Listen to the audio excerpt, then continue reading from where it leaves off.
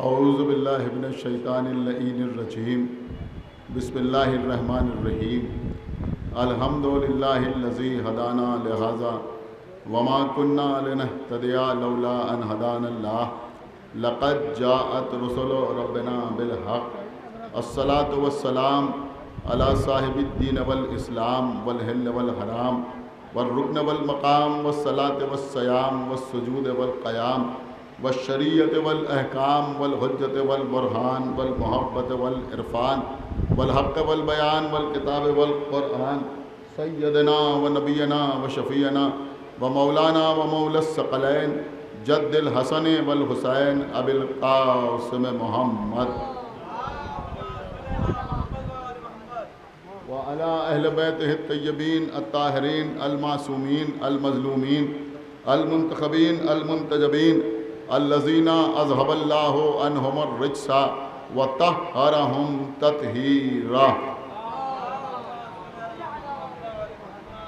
ولعنۃ اللہ علی اعدائہم وقتلتہم وغاصبی حقوقہم ومنکری فضائلہم ومصائبہم اجمعین من الآن الی یوم الدین اما بعد فقط قال اللہ سبحانہ تبارک و تعالی فی کتابہ المجید وفرقانہ الحمید وقولہ الحق بسم اللہ الرحمن الرحیم ان اللہ یأمر بالعدل والاحسان صلوات پڑھیں محمد۔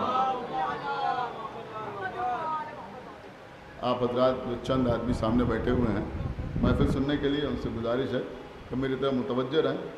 بہرحال اس کی وجہ سے آپ حضرات کے درمیان ہی تھوڑا سا حائل ہو رہا ہے۔ ایک صلوات اور پڑھیں محمد حضرات۔ سورہ مبارکہ نحل کی جس آیت کی تلاوت کے شرف میں نے آپ حضرات کے سامنے حاصل کیا ہے، اس آیت میں خالق کائنات ارشاد فرما رہا ہے کہ اللہ اپنے امر کو عدل اور احسان کے ذریعے انجام دیتا ہے، یعنی اللہ کا بسم اللہ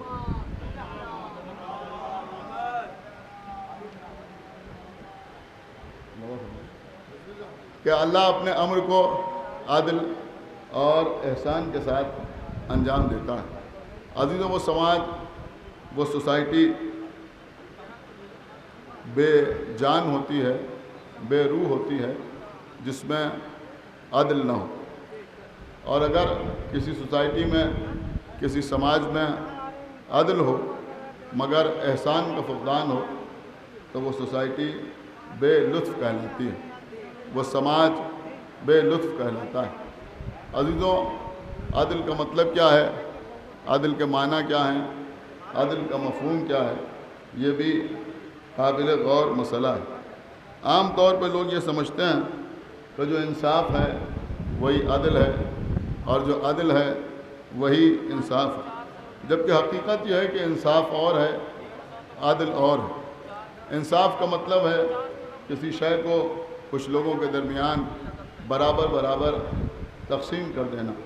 جیسے مثلا اگر مجلس منعقد ہو رہی ہے تو مجلس کے بعد لوگوں کے درمیان تبرک تقسیم ہوتا ہے، تو جب تبرک تقسیم ہوتا ہے تو صحت دیکھ کے تقسیم نہیں ہوتا، حیثیت دیکھ کے تقسیم نہیں ہوتا، شخصیت دیکھ کے تقسیم نہیں ہوتا، بلکہ لوگوں کے درمیان برابر سے تقسیم کر دیا جاتا ہے۔ لیکن عدل کے شے کا نام ہے۔ دیکھیے، اگر ہمارے گھر میں 5 مہمان آ جائیں یا 6 مہمان آ جائیں اور ان میں 2 مہمان ایسے ہوں کہ جو ڈائبیٹک ہوں، اور ہم ان سب کے لیے چائے لے کے آئیں، اور سب کے لیے جو چائے لے کے آئیں تو ہر پیالی میں 1-1 1.5 چمچ شکر گھول دیں اور سب کے لیے لے کے آئیں کہ عدل کا تقاضا یہی ہے، تو جواب ملے گا کہ عدل کا تقاضا یہ نہیں ہے کہ آپ سب کے لیے اس طرح کی چائے لے کے آئیں، اس لیے کہ یہ چائے کسی کے لیے مفید ہے اور کسی کے لیے مضر ہے۔ جو بیمار نہیں ہے، جس شخص کو ڈائبٹیز نہیں ہے، اس کے لیے یہ چائے بہتر ہے، لیکن جو ڈائبیٹک ہے، جس کو شوگر کی بیماری ہے، اس کے لیے یہ چائے مناسب نہیں ہے۔ اس کا مطلب یہ ہوا کہ عدل کا تقاضا یہ نہیں ہے کہ سب کے درمیان کوئی چیز برابر برابر تقسیم کر دی جائے، بلکہ عدل کا تقاضا یہ ہے کہ کسی کے ساتھ وہی سلوک کیا جائے جس کا وہ مستحق ہے۔ ایک صلوات پڑھے بر محمد و آل محمد۔ ہاں بھیا یہ کیا مانگ رہے ہیں تمہیں؟ ایک صلوات اور پڑھے بر محمد۔ ایسے صاحب کچھ مانگ رہے ہیں پوری محفل ڈسٹرب ہوئی۔ ایک صلوات پڑھے بر محمد و آل محمد۔ ایک صلوات اور پڑھے بر محمد و آل محمد۔ بہرحال عزیزوں، شعراء کرام کے لیے تھوڑی سی قربانی پیش کرنا ہے۔ ملاحظہ فرما لیں جو میں عرض کر رہا ہوں، تو حقیقت یہ ہے عزیزوں کہ عدل کا مطلب کیا ہے؟ کہ عدل کا مطلب یہ ہے کہ کسی کے ساتھ وہ سلوک کیا جائے جس کا وہ مستحق ہے۔ اب عزیزوں یہاں پر مسئلہ یہ ہے، میں آپ کی خدمت میں عرض کروں کہ مثلاً کوئی شخص کسی دکان سے، کسی بہت بڑے شو روم سے، عزیز باقی صاحب ملاحظہ فرما محفل شروع میں ایک صلوات پڑھے بر محمد و آل محمد۔ ایک صلوات اور محمد و آل محمد۔ ایک صلوات اور پڑھے بر محمد و آل محمد۔ ایک بآواز بلند صلوات پڑھے بر محمد و آل محمد۔ تو قبلہ میں عرض یہ کر رہا تھا کہ کسی کے ساتھ وہ سلوک کیا جائے جس کا وہ مستحق ہے، تو اللہ اپنے امر کو عدل اور احسان کے ساتھ انجام دیتا ہے۔ عزیزوں میں آپ کے سامنے تمام باتوں کو ترک کرتے ہوئے عرض کروں کہ اللہ کی عدالت کے مظہر کو محمد کہتے ہیں، اور اللہ کی عدالت کے مظہر کو محمد کہتے ہیں، اور اللہ کے احسان کے ظہور کو حسین کہتے ہیں۔ ایک صلوات پڑھے بر محمد و آل محمد۔ لیکن قبلہ یہاں پر مسئلہ یہ ہے کہ اللہ کی عدالت میں اس کا احسان شامل ہے، اور اللہ کے احسان میں اس کی عدالت شامل ہے۔ یعنی اللہ کی عدالت اس کے احسان کی ضد نہیں ہے، اور اللہ کا احسان اس کے عدالت پر حرف نہیں لاتا۔ اس کا مطلب یہ ہوا کہ اللہ کی عدالت میں اس کا احسان شامل ہے، اس کے احسان میں اس کی عدالت شامل ہے۔ اب میں آپ کے سامنے عرض کر رہا ہوں کہ اللہ کی عدالت کے مظہر کو محمد کہتے ہیں، اور اللہ کے احسان کے ظہور کو حسین کہتے ہیں۔ اسی لیے پیغمبر نے ارشاد فرمایا کہ حسین منی و انا من الحسین، حسین میرا مجھ سے ہے، میں حسین سے ہوں۔ ایک صلوات پڑھے بر محمد و آل محمد۔ حسین میرا مجھ سے ہے، میں حسین سے ہوں۔ چند باتیں آپ کی خدمت میں آج کی تاریخ کی اہمیت کے پیش نظر عرض کرنا مقصود ہے۔ میں چاہتا ہوں کہ آپ پوری توجہ کے ساتھ سماعت فرمائیں عزیزوں کہ اللہ کی عدالت کیا ہے اور اللہ کا احسان کیا ہے۔ اس چیز کو غور سے سمجھنے کی ضرورت ہے۔ دیکھیے عزیزوں، مولانا فرمان علی صاحب قبلہ نے جن کا ترجمہ کیا ہوا قرآن ہمارے اور آپ کے سب کے گھروں میں رکھا ہوا ہے، اور میں ایسی کتاب کا حوالے دے رہا ہوں جو شاید ہی کوئی شخص ایسا ہو کہ جس کے گھر میں وہ قرآن نہ رکھا ہوا ہو۔ انہوں نے تحریر فرمایا ہے دوسرے پارے میں ایک جگہ پر حاشیے کے اوپر انہوں نے تحریر کیا کہ اللہ کی شریعت دو طرح کی ہے۔ مختلف انبیاء دنیا میں آئے، جب مختلف انبیاء دنیا میں آئے تو مختلف شریعتیں بھی دنیا میں آئیں۔ کچھ شریعتیں ایسی تھیں کہ جو منسوخ ہو گئیں، اور پیغمبر کی شریعت آج تک جاری و ساری ہے۔ یہ شریعت منسوخ ہونے والی نہیں ہے، قیامت تک یہ شریعت جاری رہے گی، اسی کے مطابق دنیا کا سفر آگے بڑھتا رہے گا۔ لیکن جو شریعتیں منسوخ ہو گئیں ان میں کچھ شریعتیں ایسی تھیں کہ جو عدل پر مبنی تھیں، اور کچھ شریعتیں ایسی تھیں جو محبت پر مبنی تھیں۔ بڑی قیمتی بات میں آپ کی خدمت میں عرض کر رہا ہوں۔ مثلا جناب موسیٰ کے دور کی شریعت عدل پر منحصر تھی۔ اس وقت شریعت کا تقاضا یہ تھا کہ اگر کوئی کسی کو قتل کرے تو قتل کے جواب میں قتل کر دیا جائے۔ بہت توجہ آپ حضرات کی، تو قتل کے جواب میں قتل کر دیا جائے۔ تو اس وقت شریعت کا تقاضا یہ تھا۔ لیکن جناب عیسیٰ کے دور کی شریعت عدل پر مبنی نہیں تھی، بلکہ جناب عیسیٰ کے دور کی شریعت محبت پر مبنی تھی، حب کے اوپر مبنی تھی۔ اسی لیے جناب عیسیٰ کی شریعت میں انتقام کی کوئی گنجائش نہیں تھی۔ عیسیٰ کی شریعت یہ تھی کہ اگر کوئی تمہارے سامنے تمہارے رخسار پر ایک تماچا مار دے تو تم دوسرا رخسار اس کے سامنے کر دو۔ اگر کوئی تمہیں زبردستی 1 کلومیٹر دے کے چلا جائے تو تم 2 کلومیٹر اس کے ساتھ چلے جاؤ۔ یہ بھی ہدایت کا ایک طریقہ تھا، یہ بھی ایک حکمت تھی۔ اس سے بھی بہت سے لوگ صراط مستقیم پہ آئے۔ لیکن ہمارے رسول کی شریعت جو ہے یہ فقط محبت پہ مبنی نہیں ہے، بلکہ رسول کی شریعت عدالت پر مبنی ہے۔ یہاں قتل کا جواب قتل ہے، سمجھ رہے ہیں آپ؟ آزاد کے بدلے آزاد کو قتل کیا جائے گا، غلام کے بدلے غلام کو قتل کیا جائے گا، کان کے بدلے کان، ناک کے بدلے ناک، آنکھ کے بدلے آنکھ، ہاتھ کے بدلے ہاتھ. بہت توجہ کے ساتھ سماعت فرمائیں.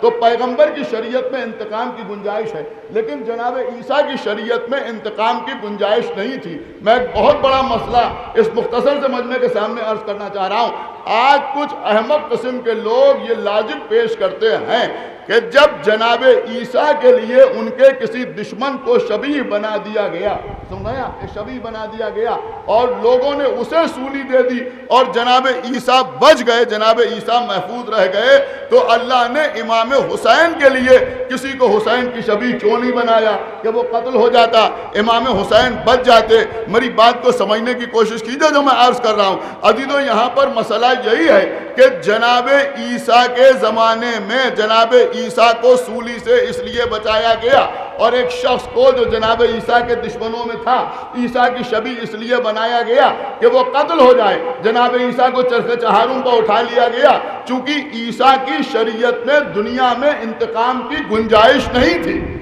اور کیا آپ نے، عیسیٰ کی شریعت میں دنیا میں انتقام کی گنجائش نہیں تھی، لہذا اگر جناب عیسیٰ قتل ہو جاتے تو ان کی شریعت میں کم سے کم دنیا میں انتقام نہیں لیا جا سکتا تھا. لیکن امام حسین پیغمبر اسلام کے نواسے تھے اور محمد کی شریعت میں انتقام کی مکمل گنجائش تھی.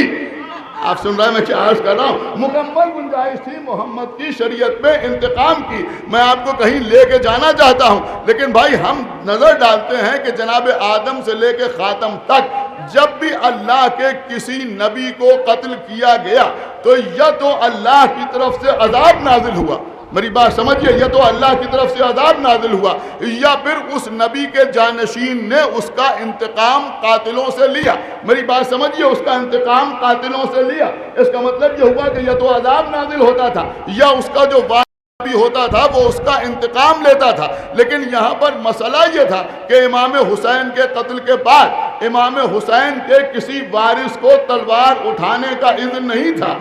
آپ سن رہے ہیں؟ تا ظہور مہدی اب ہمارا کوئی امام تلوار اٹھاتا ہوا نظر نہیں آئے گا.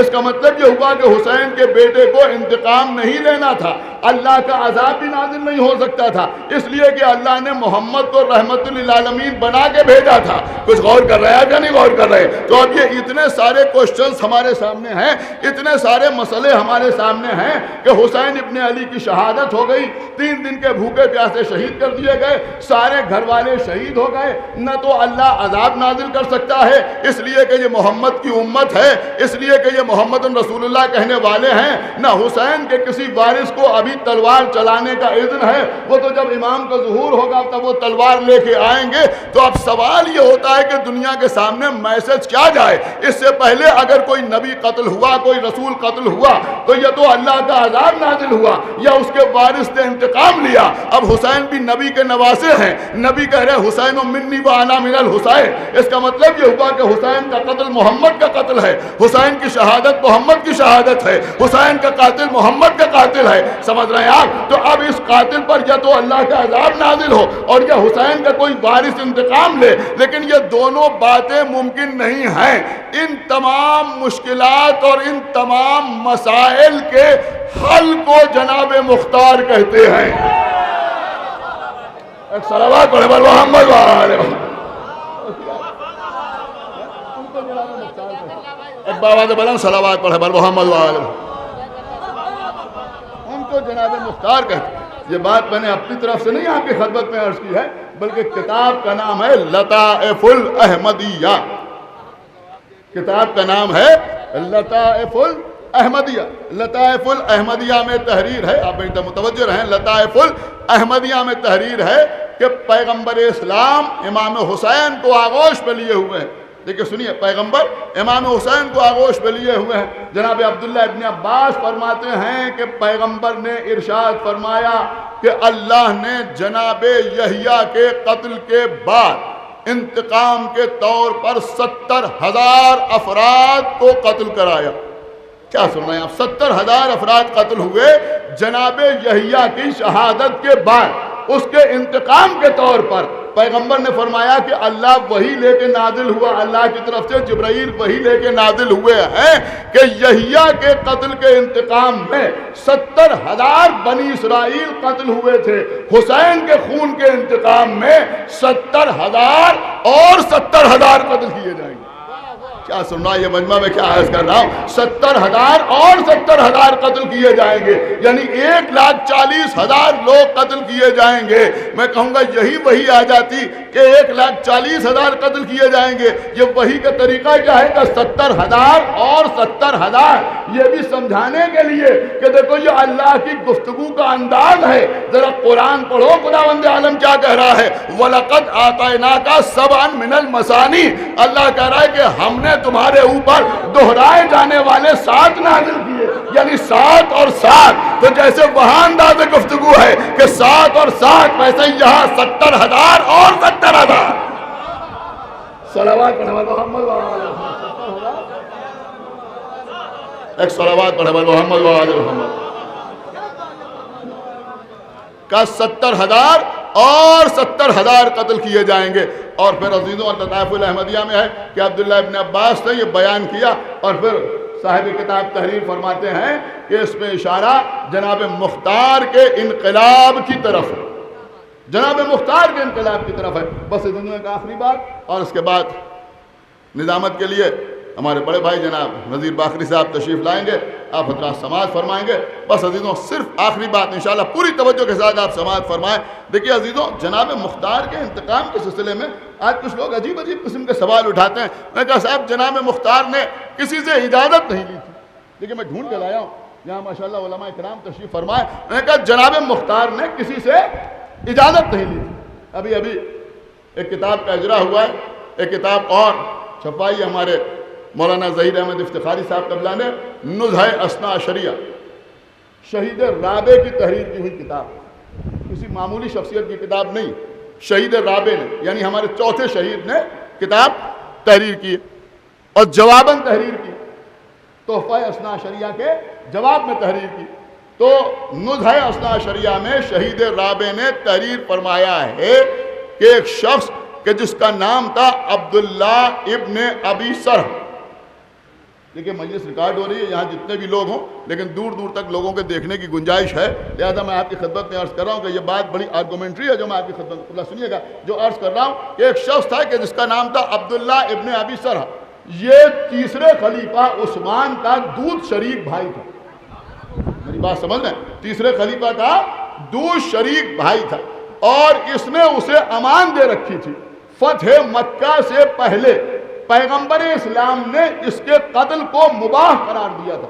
لیکن میں ہوا میں بات نہیں کر رہا ہوں، پوری توجہ چاہتا ہوں، علماء کرام کی موجودگی میں عرض کر رہا ہوں کہ پیغمبر نے فتح مکہ سے پہلے اس شخص کا نام لے کر اس کے قتل کو مباح قرار دیا تھا۔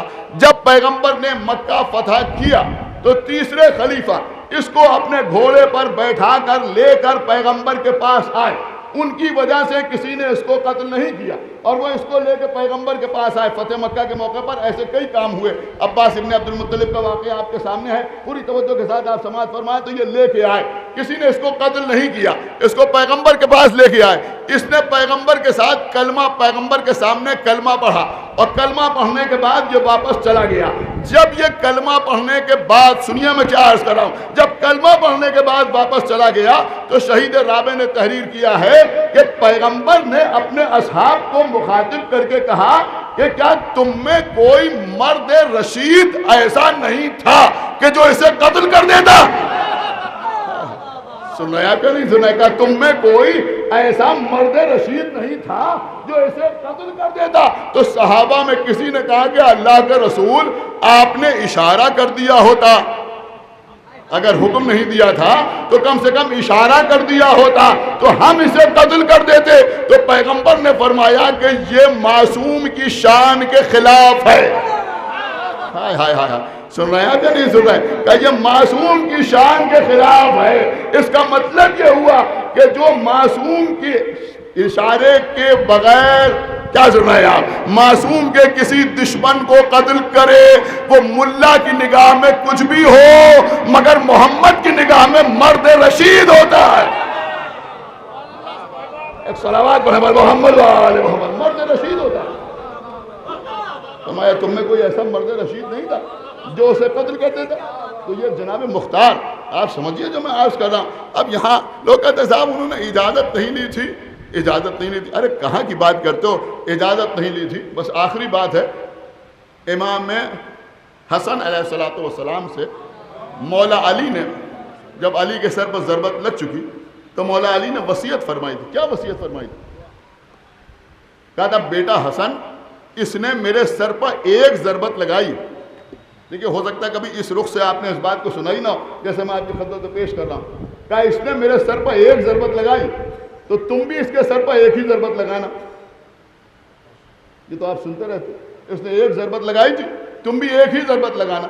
بے شک عدل کی اس سے بڑی کوئی اور مثال نہیں ہو سکتی، اس سے ہمیں انکار نہیں، لیکن مولا علی کے کہنے کا مطلب تو سمجھیے کہ اس نے میرے سر پر ایک ضربت لگائی تھی، لہذا تم بھی اس کے سر پر ایک ہی ضربت لگانا۔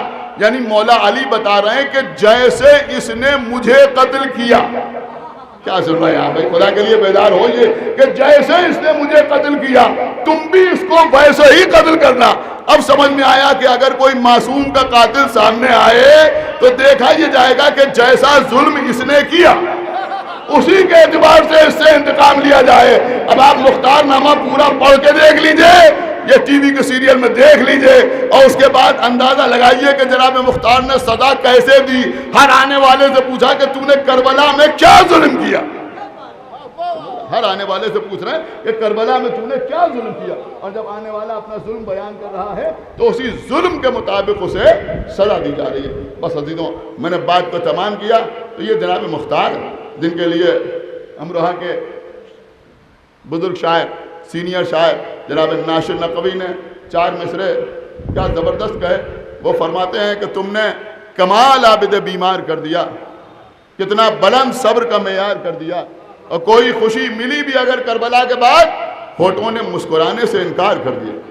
کربلا کے بعد کسی نے امام زین العابدین کو مسکراتے ہوئے نہیں دیکھا، لیکن ہمارے شہر کے بزرگ شاعر، مرحوم شاعر جناب تصویر لکھنوی نے کیا خوبصورت 2 مصرے فرمائے۔ وہ فرماتے ہیں مبارک ہو تجھے مختار تیرے کارناموں سے، مبارک ہو تجھے مختار تیرے کارناموں سے، جو روئی زندگی بھر وہ امامت مسکرا اٹھی، جو روئی زندگی بھر وہ امامت مسکرا اٹھی۔ اس کا مطلب یہ ہوا کہ مختار اسے کہتے ہیں کہ جس کا ذکر آ جائے تو امامت مسکرائے، اور کر رہے ہیں جس کا نام سن کے امامت مسکرا اٹھے، جس کے کارناموں پر امامت کے ہونٹوں پر تبسم آ جائے۔ تو اب اگر مختار کا نام لے کے کسی کا چہرہ بگڑنے لگے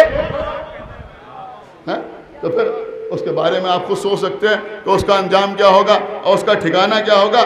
بس عزیزوں یہ رات بڑی مبارک رات ہے اور جشن کا اہتمام ہے۔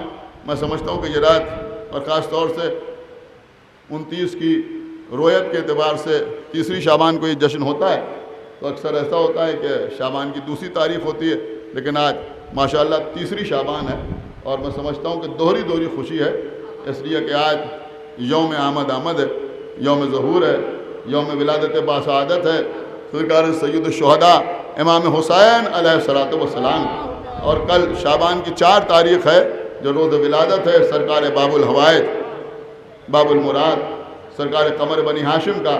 میں سمجھتا ہوں کہ عزیزوں یہی وہ رات ہے کہ اگر میں اپنی تقریر کو قرآن مجید کی اس آیت پہ تمام کروں تو اس سے بہتر کچھ نہ ہوگا کہ والشمس وضحاہا والقمر اذا تلاہا۔ قسم ہے اس سورج کی کہ جو چمکنے والا ہے، اور قسم ہے اس چاند کی جو سورج کے پیچھے پیچھے آنے والا ہے۔ تو 3 شعبان امام حسین علیہ السلام کی ولادت، اور 4 شعبان جناب عباس کی ولادت۔ ہاں عزیزوں آج کا دن وہ ہے کہ جو سورج کے چمکنے کا دن ہے، کل کا دن وہ ہے کہ چاند پیچھے پیچھے آ رہا ہے۔ خداوند عالم آپ کو سلامت رکھے۔ آئیے ہم اور آپ مل کے دعا کریں کہ پروردگار کے واسطہ محمد والے محمد کا تمام حاضرین محفل اور بانیان محفل کے دلی مقاصد کی تکمیل فرما۔ پروردگار کے واسطہ محمد والے محمد کا ہم کو اعمال صالحہ کی توفیق عنایت فرما، ہمارے عقائد کو صحیح و سالم رکھ، ہم جب تک زندہ رہیں آل محمد کی محبت اور ان کے دشمنوں کی عداوت پہ زندہ رہیں، اور دنیا سے جائیں تو یہ دونوں عظیم ترین نعمتیں اپنے ساتھ لے کے جائیں۔ ایک باواز بلند صلوات پڑھے پر محمد وآلہ